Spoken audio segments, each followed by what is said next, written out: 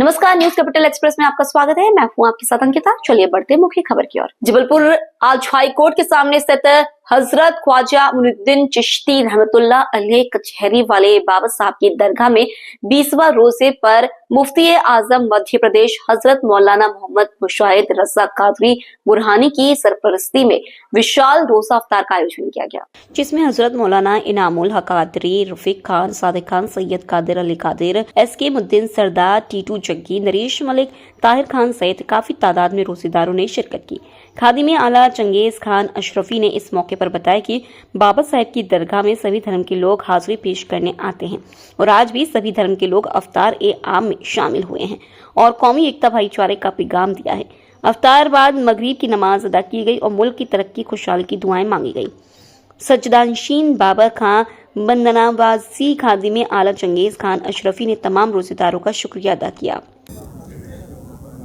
बिस्मिल्लाहिर्रहमानिर्रहीम। हज़रत सैयद ख्वाजा मुइनुद्दीन चिश्ती बाबा साहब कचहरी वाले रहमतुल्लाह अलैह के आस्थाने पे आज उनकी तारीख़ मुबारक के मौके पर आम रोज़ा अफ्तार का अहतमाम किया गया था, जो बहुत शान शौकत के साथ अच्छे तरीके से मनाया गया रोज़ा अफ्तार। और जनाब मुशाहिद अहमद कादरी सिद्दीकी साहब की सरपरस्ती में मुफ्ती आजम मध्य प्रदेश की सरपरस्ती में रोज़ा अफ्तार का अहतमाम किया गया। रोज़ा अफ्तार करने के बाद में नमाज अदा की गई और उसके बाद दुआएं मांगी गई हैं, जिसमें मुल्क में अमन चैन कायम रहे, मुल्क की तरक्की हो, इसके लिए दुआएं मांगी गई हैं और उसके बाद में लंगर तकसीम किया गया। कितने सालों से ये रोज़ा अफ्तार जब से आस्थाना है उसके कुछ वर्षों के बाद से हमारी कम से कम 6वीं पीढ़ी है यहाँ पर खिदमत में, तो रिकॉर्ड तो नहीं बता सकते कि 200 साल होगा कि 150 साल होगा, लेकिन आज ये रोज़ा अफ्तार में कितने लोगों ने अफ्तार किया है? आज रोज़ा अफ्तार में तकरीबन 1000 आदमी के आसपास लोग जो रोज़ा अफ्तार और महिलाएं मिलाकर 1200-1400 लोग करीब हो गए थे। इतनी तादाद थी रोज़दारों की। महाकौशल विधि छात्र संघ ने आबकारी कंट्रोल रूम पहुंचकर शहर में चल रही शराब दुकानों की मनमानी को लेकर उग्र प्रदर्शन करते हुए ज्ञापन सौंपा है। छात्र संघ के सदस्यों ने जानकारी देते हुए बताया कि पूरे जबलपुर शहर में आबकारी विभाग आंखों में पट्टी बांधकर खामोश बैठा हुआ है और शराब दुकान संचालक अपने तयशुदा समय से काफी देर तक दुकानों को खुला रखते हैं। प्रदर्शनकारियों ने जानकारी देते हुए कहा कि शराब दुकान रात में बंद होने के निर्धारित समय रात 11 बजे के बाद भी 1 से 2 बजे तक खुली जा रही है। शराब की दुकान खुलने का समय सुबह 8:30 व 9:30 बजे से शराब बिक्री प्रारंभ करने की अनुमति है, लेकिन सुबह भी 7 बजे से काउंटर से शराब की बिक्री होने लगती है। शराब ठेकेदार मनमाने तरीके से अपनी दुकानें खोलने और शराब बेचने का काम कर रहे हैं। इससे नगर में बस स्टैंड सहित सार्वजनिक स्थानों पर नशा करने वाले का बोलबाला बढ़ गया है और वे उत्पाद मचाकर लोगों को परेशान करते हैं। उन्होंने मांग की है कि धार्मिक शैक्षणिक संस्थानों के निकट शराब की दुकानें जो आबकारी नीति के विरुद्ध है, उन सभी दुकानों का निरीक्षण हो और गलत पाए जाने पर उनको वहां से स्थानांतरित किया जाए। विधि छात्र संघ ने चेतावनी दी है कि यदि जल्दी उनकी मांगों को न माना गया तो फिर उग्र आंदोलन होगा, जिसकी जवाबदारी आबकारी विभाग की होगी।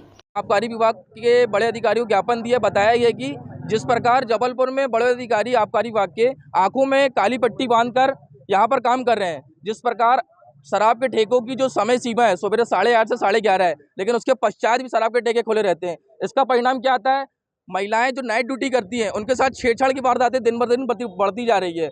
और दूसरा पॉइंट ये है, धार्मिक स्थल और शैक्षिक संस्थानों के निकट जितने भी शराब के ठेके खुले हैं उनका निरीक्षण हो और जो उसके अंतर्गत नहीं आते आबकारी नीति के उनको स्थानांतरित किया जाए, जिससे वहाँ के शैक्षणिक स्तर जो वहाँ पे प्रभावित ना हो और धार्मिक स्थल पे जो लोग जाते हैं वो भी प्रभावित ना हो। जो अवैध रूप से शराब बेची जा रही है उस पर भी रोक लगाया जाए। सबसे मेन मुद्दा ये है जो महिलाओं की सुरक्षा पर, जो रात को 1-1, 2-2 बजे तक शराब के ठेके खुले हुए हैं, नाइट ड्यूटी करती हैं, महिलाएं अपने आप को असुरक्षित महसूस करती हैं। जल्द से जल्द 1 सप्ताह के अंदर इसका निराकरण करें, अन्यथा महाकौशल विधि छात्र संघ यहाँ पर उग्र आंदोलन करेगा। उसके पूर्णतः जिम्मेदार आबकारी विभाग के बड़े अधिकारी होंगे। मैं आबकारी विभाग के बड़े अधिकारियों को बता देना चाहता हूँ, एक अच्छी नीति एक उच्च व्यवस्था को जन्म देती है और एक उच्च व्यवस्था देश के विकास को। रोहित कुरेल, प्रदेश उपाध्यक्ष, महाकौशल विधि छात्र संघ। आज महाकौशल लॉ स्टूडेंट एसोसिएशन द्वारा अवैध शराब और MRP से अधिक मूल्यों पर बेची जा रही अवैध शराब की रोक लगाने के लिए आज आबकारी कार्यालय में ज्ञापन दिया गया। उन्होंने आश्वासन दिया है कि अवैध शराब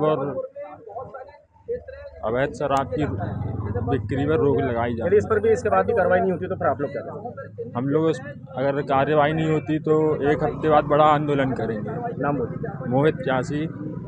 दुकान खाली कराने के उद्देश्य से एक दुकानदार की दुकान में तोड़फोड़ और ट्रांसपोर्ट का सामान बाहर फेंके जाने का मामला सामने आया है। निवाड़गंज निवासी पीड़ित गणेश केसरवानी ने इस संबंध में एसपी से शिकायत कर न्याय की गुहार लगाई है। गणेश केसरवानी ने बताया कि उसकी बलदेव बाग में ट्रांसपोर्ट की दुकान है।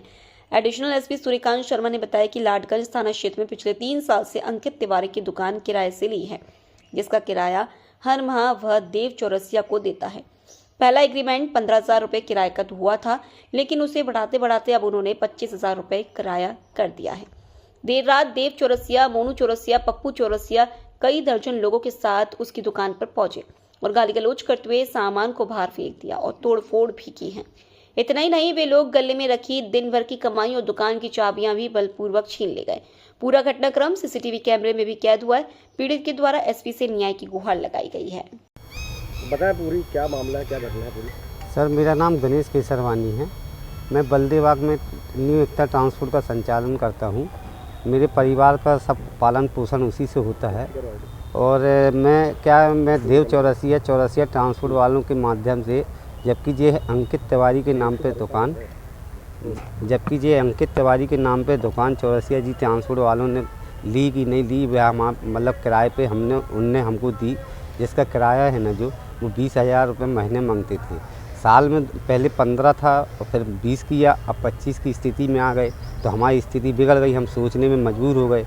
2 महीने हम किराया नहीं दे पाए तो उन्होंने 4 तारीख को आके है ना 6-7 आदमी, देव चौरसिया, पप्पू चौरसिया, मोनू चौरसिया, उनके संग 4 आदमी और आए थे और उन्होंने बाहर पूरा सामान 4 तारीख को निकाल दिया। पड़ोसियों की मदद से वो सामान को हमने फिर से वापस करा, क्योंकि ये परचून का काम है, इसमें कीमती सामान आते हैं, इधर का उधर हो गया तो क्या करेंगे, हम समझ में नहीं आया, अंदर कर लिया। लेकिन 5 तारीख को इन लोगों ने है ना 60-70 लोगों हथियार सहित आए और पूरे में तोड़ा फोड़ी, पूरे मतलब नाश कर दिए, टीवी सब बाहर, पूरा सामान बाहर फेंक दिया उनने। और हम रात भर डले रहे कि शायद हमारी कोई पूछ परख करने आएगी। मैं थाने भी गया, थाने में आवेदन दिया, वहाँ पे हमें को 2 घंटे 2.5 घंटे बैठा ले रहे। अब 11 से 12 बज गए थे तो मैं भूखा भी था, दिन भर का परेशान भी था और मेरे बच्चे भी, तो बाहर पूरा माल फैला था। चिंता बस ऐसी, तो मैंने कहा मेरा कुछ नहीं हो पाएगा, तो मैं चला आया वहाँ से। यहाँ पे पूरी रात दिन गाड़ी लोड करवाई और बाहर डला रहा सामान, कोई पूछने तक नहीं आया। अब मैं फिर दूसरे दिन एसपी ऑफिस के गया, वहाँ पे भी मतलब अपनी सुनाई, अपनी गाथा दिया उनको ज्ञापन। उसके बाद भी हम सोचे कि शायद कोई पूछने आएगा, कोई नहीं पूछने आया। मैं ऐसी घटना में मैं क्या करूं, मेरी समझ में नहीं आया। मैं रोड पे व्यापार कर रहा हूं, आप लोग देख ही रहे हैं। कौन थे ये लोग? देव चौरसिया, मोनू चौरसिया, पप्पू चौरसिया और उनके 60-70 लोग रहे जो हथियार लेके और बुरी इधर इतना उत्पाद मचाया। ये पूरे 10-15 मिनट तक उन लोगों ने ऐसा उत्पाद मचाया कि कुछ कहने को नहीं, जिसकी हमारी पूरी वीडियो रिकॉर्डिंग है। और 6 तारीख को उन लोग आए, अपने मतलब हमारे कैमरे हैं ना जो निकाल के ले गए उन लोग, और काउंटर में जो पैसे थे ना जो बाहर डाले थे काउंटर। ट्रांसपोर्ट नगर में सीसीटीवी वायरल हो रहा है, क्या कुछ मामला है? थाना लाडगंज में गणेश केसरवानी ने एक लिखित रिपोर्ट दी है, जिसमें देव चौरसिया और अन्य लोगों के द्वारा इसके दुकान में आकर मारपीट करने संबंधी बातें इसमें लेख की गई है। इसमें सीसीटीवी फुटेज भी आया है। थाना प्रभारी को के संज्ञान में ये बात आई है, इसकी जांच की जा रही है। जिन लोगों ने भी कानून अपने हाथ में लिया है, इनके खिलाफ वैधानिक कार्रवाई सुनिश्चित की जाएगी। आरोपी जो है ये अभी क्या बाहर है? हाँ, इसको अभी विवेचना में लिया है और इनकी तलाश की जा रही है और जल्द ही इसमें FIR दर्ज कर इसका वैधानिक निराकरण करेंगे। ओरल हेल्थ के लिए आवश्यक है कि हम नियमित दांतों का चेकअप करते रहें।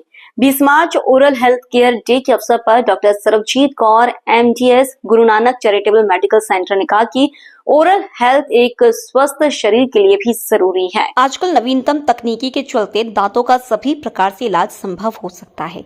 टीटी नगर गुरुद्वारा स्थित Guru Nanak charitable medical centre सभी अत्याधुनिक मशीन उपलब्ध है। यहाँ पर काफी कम कीमत पर दांतों का इलाज आम जनता के लिए उपलब्ध कराया गया है। मार्च कहा जाए कि अगर नैन गए तो संसार गया और दांत गया तो स्वाद गया, तो पूरी बॉडी के लिए वही मायने हैं।